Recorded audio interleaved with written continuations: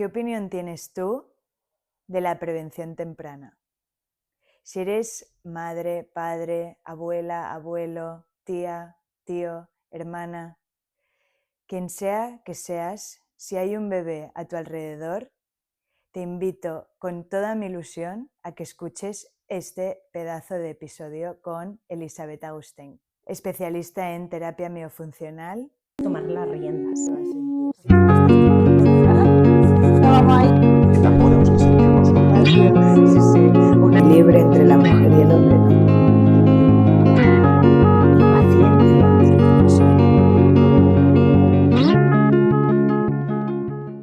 Hola, bienvenidas a 360. Soy Carlota Jané, vuestra host hoy, y os introduzco este pedazo de tema que nos va a contar todo desde la lactancia materna, los frenillos linguales, la rehabilitación a nivel lingual y miofuncional y todas las funciones de la boca y su impacto a largo plazo. Muchísimas gracias por volver a escucharme. Os agradezco muchísimo el apoyo y disfrutad muchísimo. Un abrazo. Muchas de vosotras sabéis que mi foco es la prevención temprana y cuanto antes veamos los problemas, antes los vamos a prevenir y vamos a desarrollarnos muchísimo mejor. Y tengo la suerte de contar con profesionales de todo tipo. Hoy con Elisabeth Agustín, que es la dueña del centro de logopedia especializado en miofuncional que se llama Enavide, aquí en Santa Perpetua. Bueno, muchísimas gracias por venir. Gracias a ti por invitarme. Qué bien. Oye, cuéntanos un poco quién eres, qué haces, Pues soy Elisabeth, cómo curas. soy logopeda, entre otras muchas cosas, y estoy especializada en terapia miofuncional y motriz orofacial y atiendo desde bebés, niños y adultos. Y ahora pues me he embarcado en directora de clínica y bueno, con mucha ilusión. Qué bien, qué bien. Sí. Hoy vamos a enfocar un poco el episodio en neonatos, ¿verdad? Porque creo que es muy importante poder ir allí a la raíz, de verdad. Pues sí, la verdad. Y tú llevas ya bastante tiempo en el entorno de neonatos, aunque tu especialidad y foco sea un poco niños, adolescentes, me has dicho que no tanto. Bueno, porque tenemos como un salto que por casualidad, que es como que vemos niños muy pequeñitos, bebés muy pequeños, 6, 7, 8 años, y luego, no sé, salta y pasa a 20 y tantos, pero bueno, que los atendemos igual. Claro, claro, Sí, no hay diferencias. ¿Y qué es lo que te encuentras en neonatos? ¿Qué me encuentro? ¿En qué sentido? Bueno, me encuentro pues mujeres que igual tienen dolor en la lactancia, ¿no? Que quizás es como el primer foco, ¿no?, de alerta. Que pues van a una asesoría de lactancia o quizás ya han leído un poquito más y ya les suena algo como frenillo lingual alterado y de repente llegan a mí, muchas pues como primera vez, pero muchas habiendo pasado por muchos profesionales que no sacan nada claro y de repente pues hacemos una valoración de qué está pasando y vemos, ¿no?, ya estructuras alteradas, como puede ser un paladar pues que tiende a un crecimiento como más estrechito y más alto. Vemos unas narinas que aparentemente están colapsadas o que son más estrechitas de lo que esperaríamos. Vemos una boca abierta constantemente, ¿no? Cuando el bebé está dormido, pues la boca debería estar cerradita y la vemos abierta. Una lengua baja que debería estar tocando un paladar. Y de repente buscamos un poquito más y vemos que quizá el frenillo lingual nos está como limitando ese movimiento de la lengua. Claro. ¿Y estos bebés qué edad tienen? ¿Días, horas? ¿Se ven inmediatamente al nacer o puede irse desarrollando ya a la semana, al mes? Bueno, en muchos casos vemos que en ese primer agarre igual no ha sido efectivo y que ya de repente en los primeros agarres ya son muy dolorosos y ya generan grietas y demás. Y en otros quizás un frenillo, una lengua que ha pasado un poco desapercibida y de repente detectamos más problemas para los 3 meses, que es cuando ya el bebé necesita como más demanda. Claro. Y en ese periodo pues pues nos encontramos familias que igual, pues eso, que han hecho un recorrido de, ostras, pasa algo en mi lactancia, pero no sé muy bien qué es, o no tiene por qué ser una lactancia materna, también una lactancia biberón, de repente un bebé que se queda muy inquieto después de las tomas, mucho chasquido en el biberón, muchos gases que no relacionan muy bien con nada. Entonces, bueno, podemos ver cómo es ese proceso. Y luego, a los 6 meses, que de repente introducimos una alimentación complementaria. A los 3, A los 6 6 meses alimentación complementaria y que de repente el niño no quiere comer. Y ahí dices, ostras, vale, vamos a revisar qué ha pasado antes y por qué este niño no quiere comer cuando debería querer comer, porque por instinto de supervivencia todos tenemos que comer. Entonces, bueno... No quiere comer sólidos. No quiere comer sólidos, nada. Sólidos. Vale. Igual solo sigue pues con la leche. ¿Y sí. ¿Cómo dirías esto? ¿Cómo dirías que el niño no quiere comer? Porque de repente lo que tú le ofreces lo rechaza o no tiene interés por ponerse ese alimento en boca o de repente lo escupe constantemente. O puede ser niños que sí que mostraban cierto interés y que sí que se ponían ese alimento más sólido en boca y tuvieron como algún susto de atragantamiento o así y ya de repente no quisieron más. Esto enlaza muy bien porque me parece que tiene mucho que ver con lo que te decía antes, la propiocepción, ¿no? El niño no tiene, o el bebé no tiene esta sensación de esta boca estoy como relacionado con esta boca. ¿O cómo lo ves tú? Claro, al final, como hitos del desarrollo, una de las cosas que tienen que pasar es que el bebé quiera ponerse cosas a la boca, ¿no? Los bebés exploran todo el mundo a través de la boca. Ellos saben que tienen manos porque se las meten en la boca, van detectando los pies porque se los meten en la boca, ¿no? Entonces, todo tiene que ir a la boca. Que un bebé no tenga interés en ponerse cosas en la boca nos tienen que hacer saltar un poco las alarmas. Entonces, cuando este interés quizá ha estado un poco restringido, también nos puede afectar en tema de alimentación complementaria, porque un bebé que no ha tenido interés en poner cosas en la boca no va a tener interés, o quizá ese interés estará más reducido para poner alimento sólido, o una textura o un sabor diferente. Anda. Sí. Qué interesante. Bueno, y después cuando hablemos de cómo trabajas tú ya hablaremos de la propiocepción, pero has dicho que mucho es la lactancia materna o de biberón. Se puede ver de otras maneras. Por ejemplo, uno de mis focos es el sueño y sé que, bueno, los bebés con el sueño es siempre muy irregular y no va mucho por ciclos, pero es una señal. El bebé durmiendo, si hace ruidos, para mí es una señal que algo no funciona bien. Ya no tiene que roncar. Cualquier chasquido, ruido raro, el bebé no tendría que hacer ruidos. Claro. Ni moverse mucho, por ejemplo. Claro, son bebés que tienden a estar como más inquietos. Son bebés que igual duermen con la boca abierta, ¿no? Un bebé debería dormir con boca cerrada y lengua en el paladar. Si de repente esta lengua siempre está en una posición baja y boca abierta, este bebé no está ventilando bien, ¿no? Es posible que el bebé esté boquita cerrada, pero que se escuchen ruidos, como ronquiditos.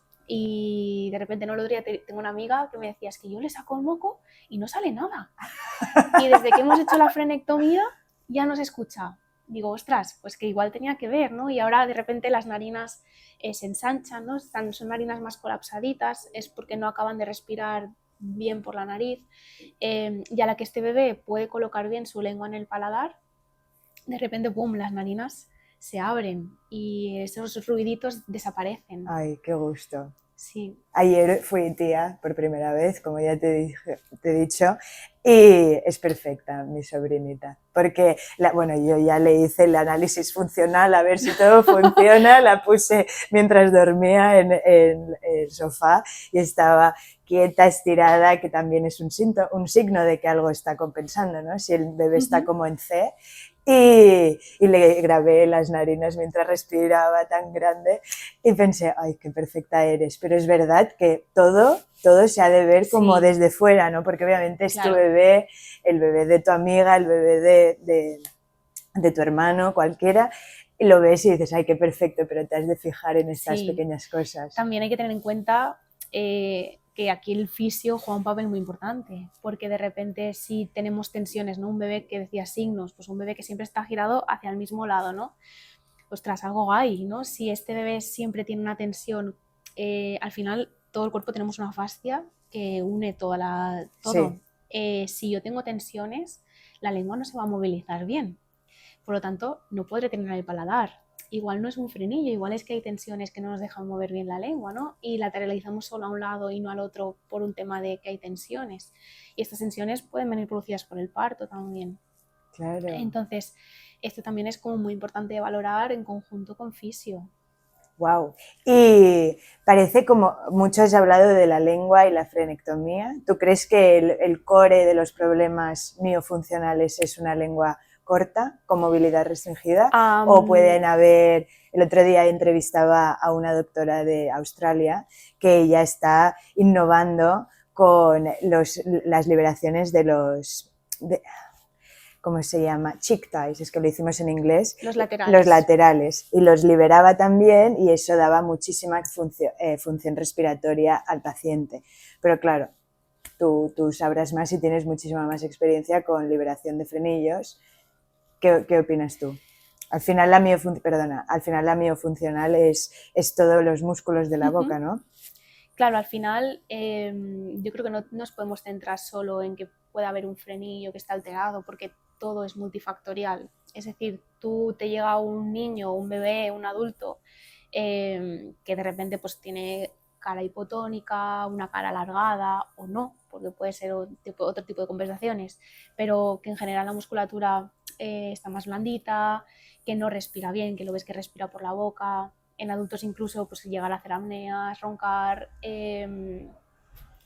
Claro, tú te planteas que puede estar influyendo la posición de la lengua, obviamente, pero también podemos encontrarnos pacientes que son alérgicos y que no tienen un problema estructural de lengua, sino que su vida ha sido un poco marcada por esa alergia, ¿no? Rinitis crónica, mucha mucosidad, esa mucosidad hace que tú tengas que respirar más por la boca, por lo tanto se nos inflaman las amígdalas, obstrucciones, entonces ¿hay una lengua anclada? Pues igual no, igual es otras cosas que nos están afectando y que también hay que poner foco, ¿no? Entonces no todo es lengua o no todo es frenillo, o sea, lengua claro. sí, posición de lengua sí, pero no porque esté anclada con un frenillo. Claro. Y más allá de la lactancia, ¿qué otras funciones tienen los bebés, la boca de los bebés, para poder desarrollarse? Creo que hemos hablado de la respiración, pero no hemos indagado mucho. ¿Qué más necesitamos tener en cuenta? Las funciones descritas son succión, deglución, masticación, respiración y habla. Claro, un bebé tiene principalmente de succión y respiración. Y poco a poco, según nos vamos desarrollando y vamos creciendo, entonces ya entran en juego pues masticación y habla más adelante. Entonces, volviendo a tu pregunta que me he perdido. No, ¿cuáles son las funciones en las que más nos fijamos claro. que tiene que hacer un bebé? Porque a veces como que damos por hecho la lactancia en un bebé, ¿no? Así es lo que tiene que hacer para amamantarse, claro. Pero al final no también, entendemos. Junto a esa lactancia, que sería la succión, ¿no?, de función, tendríamos la respiración, claro. Entonces, la respiración es súper importante. Que un bebé de recién nacido, de pocas semanas o de meses, no pueda estar respirando por la nariz, ostras, nos tienen que saltar un poco las alarmas. Algo está pasando. Ya, y lo veríamos por la posición de la lengua baja, claro. la boca abierta. Bueno, claro, ahora hablaremos de qué significa prevenirlo de antemano, porque ¿qué te encuentras tú en niños de 6 años, en adultos de 20? ¿Qué tipo de caso encuentras tú cuando no se ha abarcado el problema desde la semana, los 3 meses de vida? ¿Cómo se desarrolla este claro. bebé? Al final la función determina la forma. Entonces, y siempre va a ser así. El músculo al final es muy potente y va a determinar mucho la estructura. Si yo de repente de bebé, por el motivo que sea, no he podido hacer una función que sería la esperada, lo que va a hacer es que a nivel de estructura orofacial, a nivel óseo, se determine de determinada manera, o sea, se desarrolle de determinada manera, y a nivel de funciones también, porque también se van a comprometer, ¿no? Yo siempre lo explico un poco como una balanza, ¿no? En un lado estaría la estructura y en el otro lado la función. Cuando una de estas dos hace tambalear la otra, o sea, cuando una de estas dos no está bien, hace tambalear la otra y se retroalimentan, por lo tanto, es como súper importante. Entonces, si el ejemplo, ¿no? De una lengua que tenemos una anquiloglosia. Esta lengua no va a poder subir en el paladar. Por lo tanto, nos puede dar dos tipos de estructura, o bien un paladar estrechito, porque esta lengua no ha contactado con el paladar, o por contra, una mordida profunda, porque necesitamos disminuir esa dimensión vertical, ¿no? La distancia de abajo a arriba, para que la lengua nos contacte bien.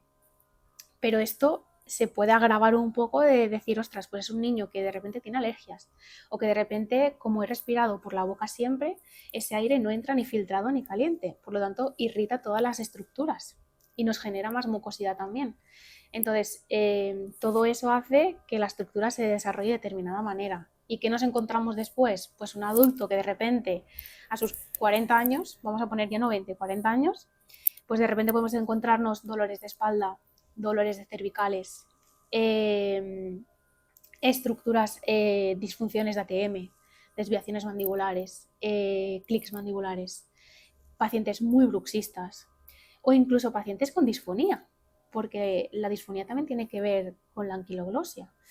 Qué interesante, a ver, expande un poco en esto, la disfonía. Porque al final, si no tenemos un buen movimiento lingual, no respiramos bien, por lo tanto no podemos acabar de fonar bien, y son pacientes que hacen un sobreesfuerzo a la hora de fonar, por lo tanto tienden a tener disfonía. Pero que es importante ver un poco más allá. Bueno, y luego todo en global, claro, ese paciente que ronca, que hace apneas, es posible que también desarrolle problemas cardíacos, porque al final todo está relacionado. Entonces ya no es solo una lengua, sino que es una persona con toda su vivencia y todo. Claro, esto me enternece muchísimo porque la gente no es consciente de que se van acumulando los factores de riesgo y después te dicen, oh, tiene hipertensión. A los 60 años ha desarrollado hipertensión, es la edad, es el cansancio acumulado. Y yo pienso, no, es que hay un montón de cosas que has ido haciendo toda tu vida. Podría haber sido una lengua corta ya a la semana de nacer o en intrauterina y no lo estás viendo más allá, obviamente. Pero qué interesante y qué bien que podamos aportar semillitas a los padres para que vayan empezando a mirar, a los adultos que pueden tener un poco más de conciencia, que empiecen a observar un poco más a global. Claro, yo lo que creo es mejor poner el foco en educar, poner conciencia, de decir, ostras, pues no, volviendo a la lactancia, ¿no? Tu lactancia no tiene que ser dolorosa. Entonces, partiendo de esta base, yo creo que hay que empezar como a dar conciencia, educar, poner el foco en lo realmente importante y que eso vaya generando como signos de alerta en las familias y decir, ostras, no, vale, mi lactancia no tiene que ser dolorosa. ¿Dónde voy? ¿Dónde tengo que ir? O mi bebé se queda con boca abierta, vale, no tiene que pasar. ¿Qué hago? ¿Qué miro? ¿Qué busco? O mi hijo de repente 4 años es un niño que siempre está como adormilado o al contrario, que está como hiperreactivo. ¿Qué está pasando? Igual es un niño que no está descansando bien porque está roncando todas las noches. Y luego en la escuela no es capaz de concentrarse porque no ha descansado bien. Entonces hay que poder mirar todo en global. Claro, sí, sí, sí. Y bueno, volvemos a neonatos, que era a lo que íbamos hoy. ¿Cómo ves en los casos que llevas tú que un bebé con un problema disfuncional de la boca influye en su casa? Tiene un impacto enorme dentro de los padres, la relación de la madre con el hijo, quizás por la lactancia materna, pero si hay más hermanos, ¿cómo impacta? Bueno, al final yo creo que es más emocional quizás. Al final, si la madre está dando el pecho y esta lactancia no está yendo bien, para la madre es muy duro, porque es como, pues bueno, que para ella le está haciendo daño. Entonces cada vez que quiere dar de comer a su hijo, se está como autoprotegiendo y se está anticipando a un dolor que vendrá. Por lo tanto, ella ya tiene una actitud no de rechazo, pero sí como de protección cuando ya el bebé se va a acercar a ella. Entonces, eso ya genera un contacto o una interacción con el bebé distinta a que si todo fuera más fluido. Y claro, eso, si además tienes un niño, pues un hermanito o tu pareja, ¿no? Que al final tiene que ser como tu apoyo. A veces este apoyo no está tampoco. Entonces, la mujer aquí tiene un papel muy duro y emocionalmente es muy desgastante muchas veces. ¿Tú lo ves mucho? Sí. Madres desbordadas, madres frustradas, incluso padres. Sí, porque muchas parejas, y sobre todo hoy en día, y espero que cada vez más, muchas parejas son un equipazo. Sí. Entonces, muchas veces, claro, al final lo abordan juntos, y si para la madre es frustrante, para el padre pues también lo llega a ser, ¿no? Y ver que a tu hijo, pues yo qué sé, igual tiene una lengua anclada, luego esta lengua hay que hacer unos ejercicios posteriores. Estos ejercicios emocionalmente pues son un poco duros, porque al final le estás haciendo unos ejercicios a un bebé que está llorando, que es tu hijo, que lo ves llorar, y para los padres es desgastante. Esto yo siempre explico que es como una montaña rusa. Hay días que dices, venga, va, hoy puedo con todo, y hay días que dices, Ya. ¿en qué momento? Pero claro, emocionalmente es muy duro.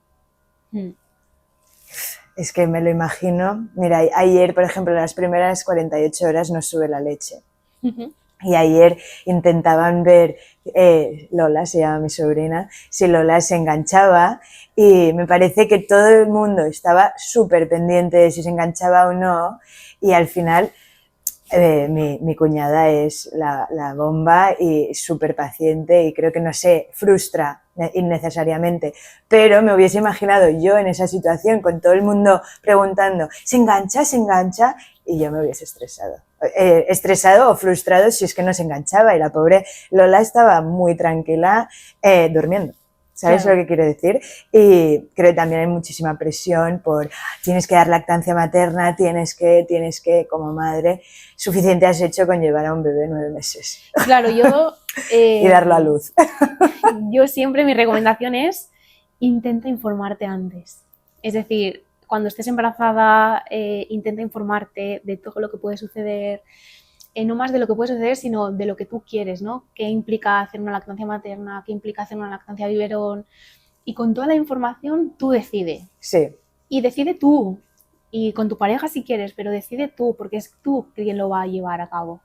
Y que cuando llegues al hospital, si de repente lo que tú esperabas se trunca, que al menos tengas conocimientos para poder tomar una decisión, porque en ese momento, cuando tus hormonas son una fiesta, no estás para tomar decisiones. Y muchas veces muchas mujeres se sienten muy vulnerables en ese momento.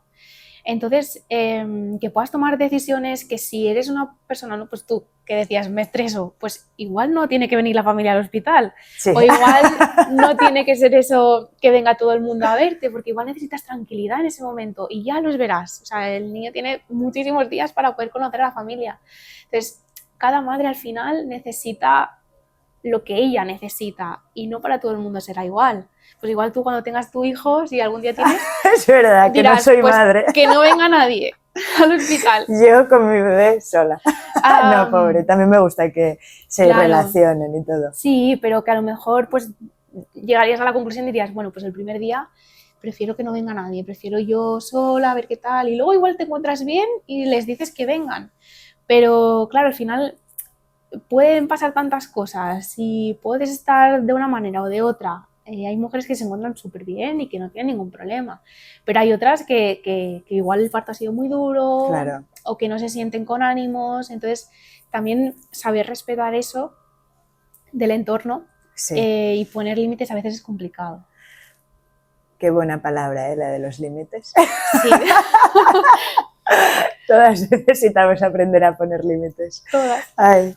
Bueno, y entonces, tiene un impacto. Un bebé que quizás sus funciones están alteradas tiene un impacto a nivel casa. ¿Qué impacto tiene a nivel 360 de todo el cuerpo?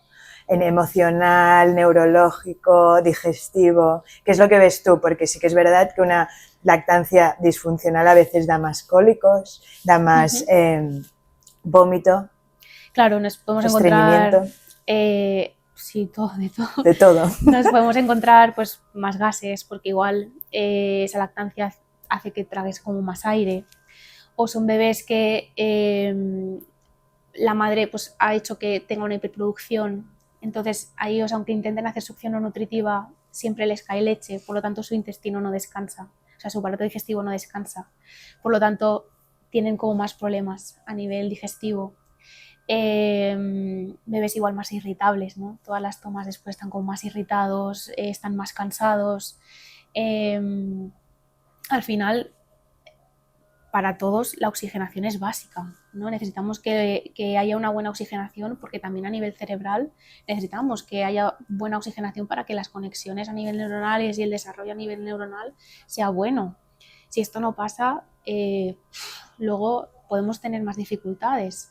Entonces, bueno, a nivel 360, pues claro, lo que decías, alteraciones a nivel del aparato digestivo, nos puede afectar a nivel neuronal, bueno, en gran o pequeña medida, pero podría afectarnos. Sí, un poco todo.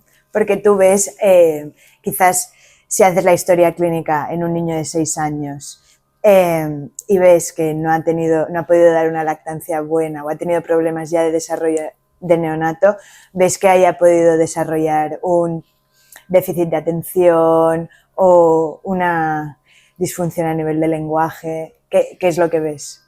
A nivel neuronal, quizá. A nivel neuronal no podemos afirmar que el hecho de haber dado una lactancia en biberón, por ejemplo, pueda pasar eso. O sea, no digo comparar las lactancias, digo vale. si ha tenido problemas de lactancia en general. Es que es muy difícil relacionarlo porque al final son tantos factores que intervienen que es muy difícil decir causa-efecto, ¿no? Como yo de pequeñito respiraba por la boca, ahora tengo un déficit de atención. Es muy complicado, creo que va más allá de eso. Claro.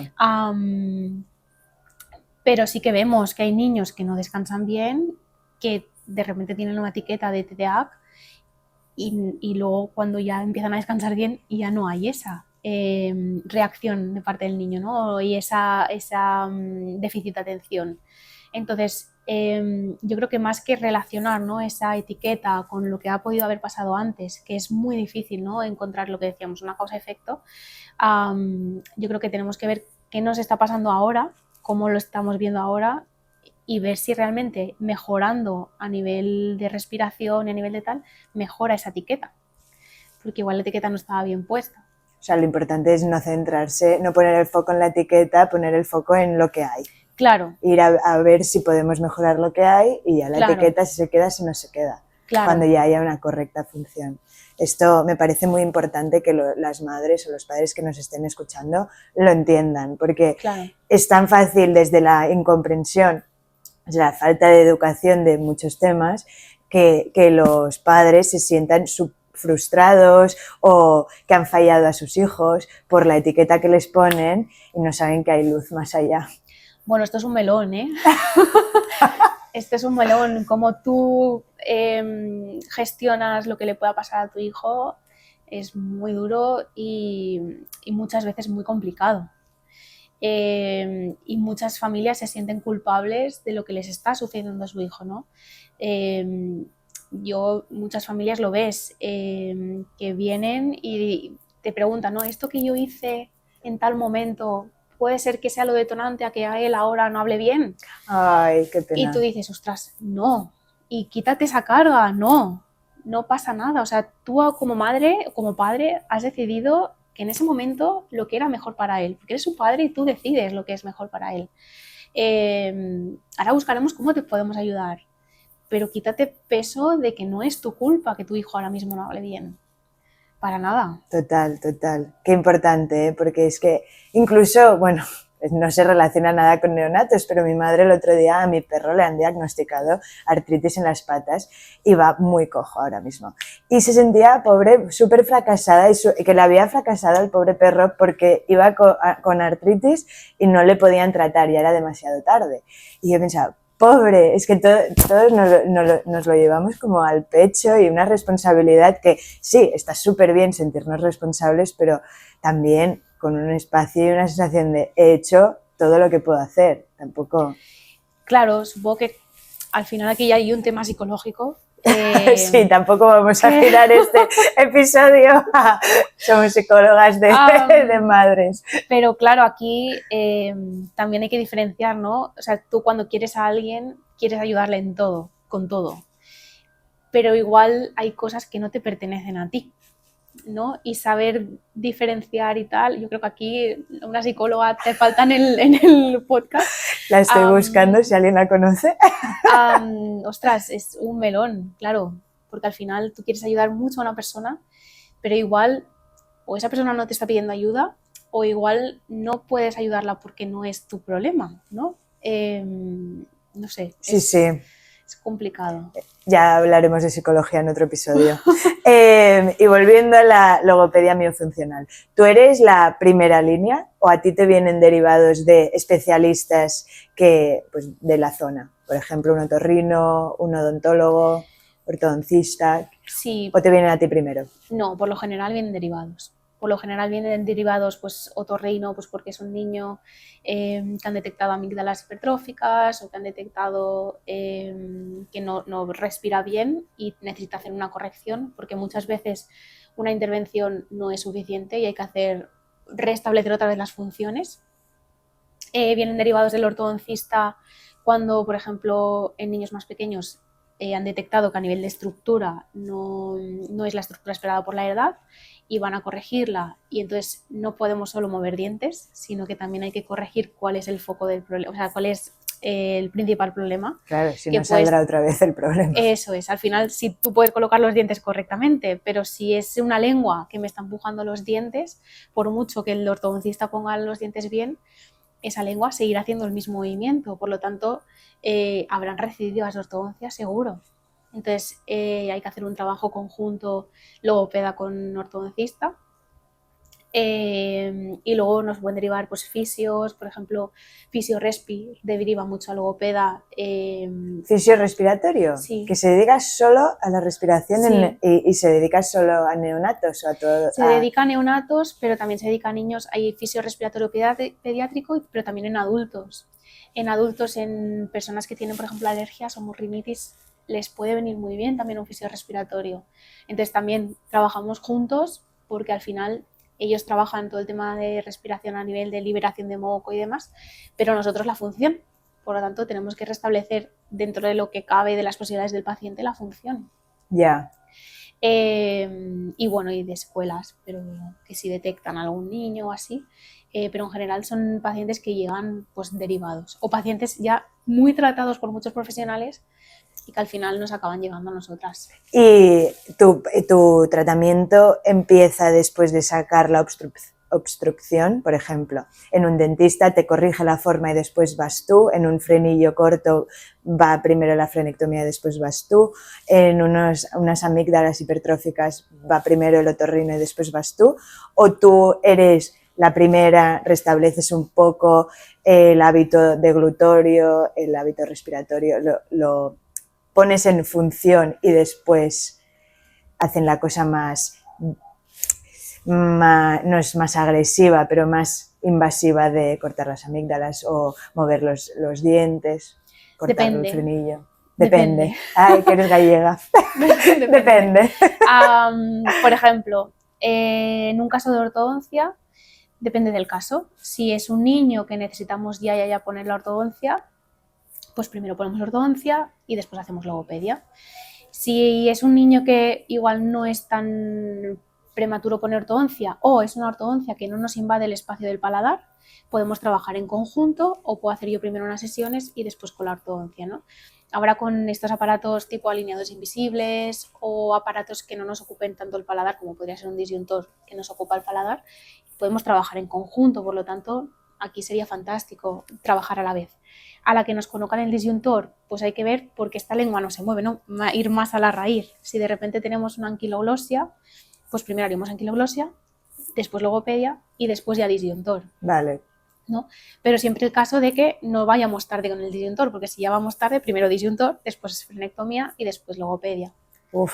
Claro, entonces, pero en general, si no hay esta casuística, si requiere una intervención, primero la intervención. ¿Por qué? Porque si yo tengo un peque con unas amígdalas hipertróficas y con unas adenoides hipertróficas también, que no puede respirar, yo por mucho que haga mis sesiones, no vamos a notar mejoría, porque hay una obstrucción física. Yeah. Si yo tengo un frenillo limitante, yo puedo hacer un par o 3 de sesiones previas para estimular un poco la lengua, pero luego no podremos seguir porque hay una limitación física.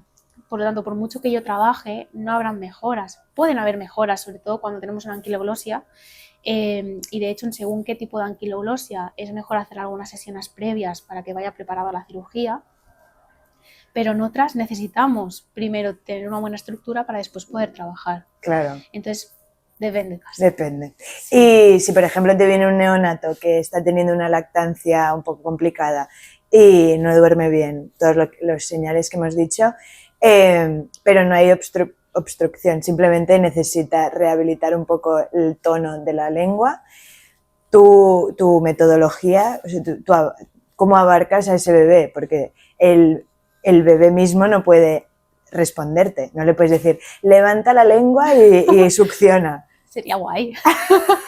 Seguro que sí que lo puede hacer, pero no quiere. Es broma.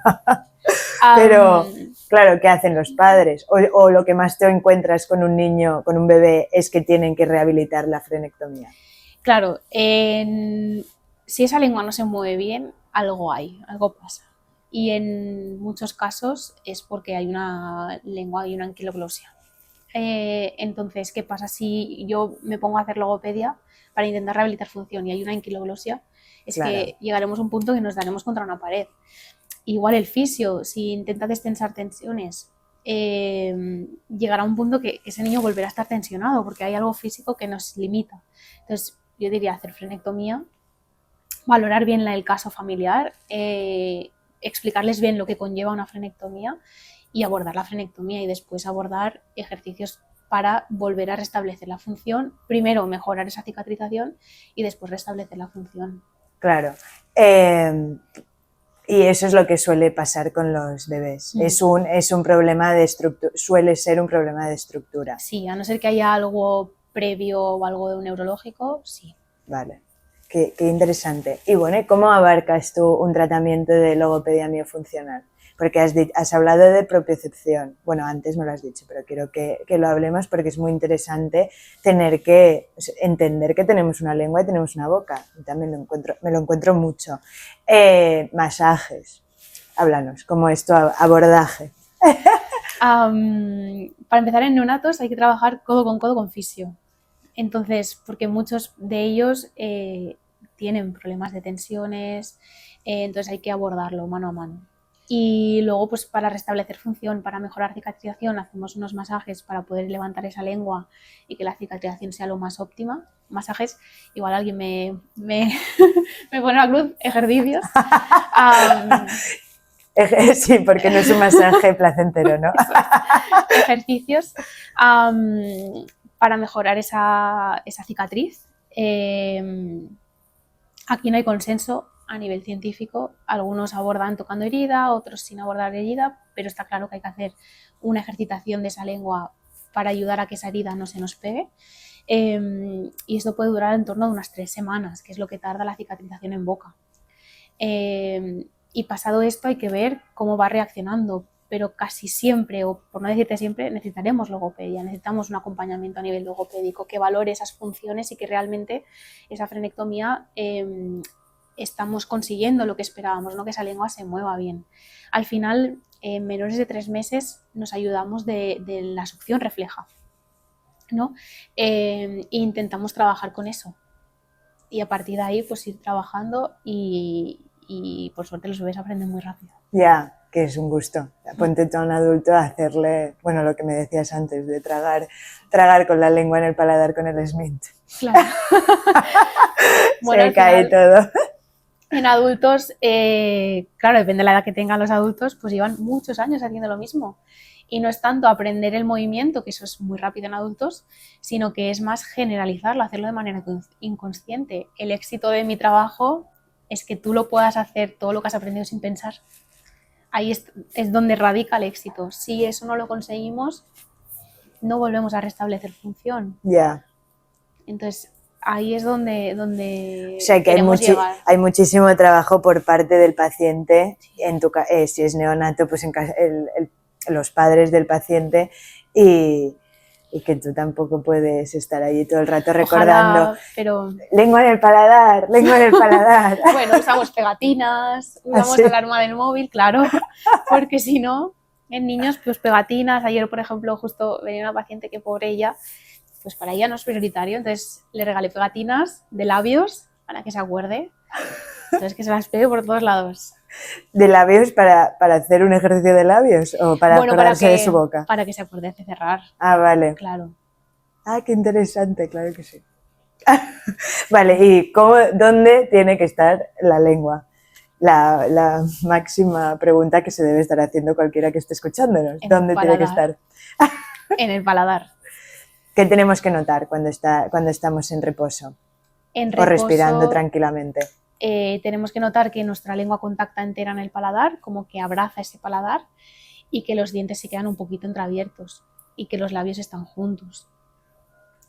Aquí, ojo, porque podría ser, depende de tu estructura, sobre todo en adultos, que tus labios se queden un poco entreabiertos y no pasaría nada siempre que tu lengua esté en el paladar. Si no siempre boca abierta implica respiración oral. Si yo tengo mi lengua en el paladar, unos milímetros de labios abiertos podría darse, depende de la estructura. Claro. ¿Y tú recomendarías que alguien que no sabe si su función está bien o la de su hijo está bien, en casa pruebe hacer algo para ver y después venir a verte o ir a preguntar más allá a su otorrino, a su odontólogo? Hombre, yo recomendaría que si detectan, pues no sé, una boca abierta, un niño que no acaba de descansar bien, una lactancia que no funciona, un adulto que da un paso y se cansa, que pregunten a su logopeda de confianza, a su otorrino de confianza, a su médico de confianza o a su fisio de confianza, que pregunten, que indaguen, que busquen a su dentista, porque algo está pasando. Claro. Algo hay. Y al final esto es, bueno, no voy a decir novedoso porque llevamos muchos años trabajando así, pero creo que cada vez hay más conciencia y que cada vez preguntamos más, indagamos más y que también los profesionales estamos más puestos al día de esto y que por suerte podemos acompañar a más personas y ayudarlas. Claro. ¿Crees que es conveniente explicarles la técnica del Smith? No, que venga, para ver ¿no? si, no, pero no como tratamiento, sino para ver si se les cae la baba por aquí o si pierden el Smith. Un truco es, sobre todo en adultos, que si pueden tomar pastillas. Claro, no las pueden tragar, me imagino. De repente a ti te cuesta tomar pastillas, igual algo pasa. Anda, qué interesante. ¿Cuántos adultos no las parten o no las machacan? Yo me crié con un triturador de pastillas. Pues... porque no podía tragarlas. No, yo he tenido problema de lengua también, por eso me he metido tanto en esto, porque al final el que mejor lo explica es el de la experiencia personal. Claro. Entonces, vamos a ir cerrando. Venga. Desde una visión integrativa, la función de la boca correcta, cómo influye en un bebé. Después de toda la conversación que llevamos, ¿qué pasa? O sea, ¿qué vemos? Pues veríamos un bebé tranquilo, dentro de las características de cada niño es un mundo. Veríamos un bebé que respira por la nariz, que está con boca cerrada, que si le abres un poquito la boquita tiene la lengua pegada al paladar. Veríamos un bebé que cuando se está alimentando bien al pecho, bien al biberón, no hace ruidos, no tiene dificultades, se queda tranquilo después de las tomas, incluso se llega a dormir. Lo que podríamos llamar un bebé fácil, un bebé trampa, igual. No tiene por qué ser así, pero... Bien, ¿y cuáles son tus 4 tips para una madre que acaba de ser madre o para un padre o una madre que no está gestionando bien tener hijos con a lo mejor problemas que ella no desconoce? 4 tips. Intentar un poco buscar un poco de información. No confiar en cualquiera, sino buscar realmente un especialista en esto. Al final, por ejemplo, la logopedia pasa, en la fisio pasa, hay especialidades dentro de la logopedia, pero un logopeda en realidad puede tocar de todo, ¿no? Es muy importante que el logopeda pues, sea especialista en lo que te está tratando, que el equipo con el que tú decidas valorar la frenectomía de tu hijo también sea especialista. Yo creo que que lo más importante es ir al profesional que realmente es especialista en esto y informarte un poco previamente para poder ayudar de la manera más óptima. Claro. A mí se me ocurre una muy importante y es no normalicemos las cosas. También. O sea, si de verdad ves que no estás respirando bien, está súper bien que lo reconozcas, porque si de tu misma frustración o conflicto interno lo intentas ignorar pensando no le pasa nada, mi hijo es perfecto, no le pasa nada, a lo mejor puedes estar causando un problema más a largo plazo. Sí, lo que pasa es que hay familias que realmente no se dan cuenta, ¿eh? Claro, claro. Que realmente les cuesta darse cuenta, que no lo ven. Entonces yo creo que también igual ya un poco responsabilidad nuestra, ¿no? De también poder dar formación a las familias, ¿no? Aprovechar, yo insto a todos los profesionales que nos escuchan a que poder hacer, pues no sé, grupos de padres, dar información, estar abiertos como a esto, para que llegue a más personas y que, pues lo que decías, no normalizar cosas que igual no serían las esperadas. Claro. Este es mi pequeña semillita, el 360, claro. Para que lo escuchen todas las madres y se informen, porque verdaderamente he traído unos profesionales increíbles, todos con una visión muy integral, una capacidad de docencia, porque al final somos profesores para nuestros pacientes y para los pequeños y los adultos. No sé, me parece genial. Muchísimas gracias. Gracias a ti. Gracias.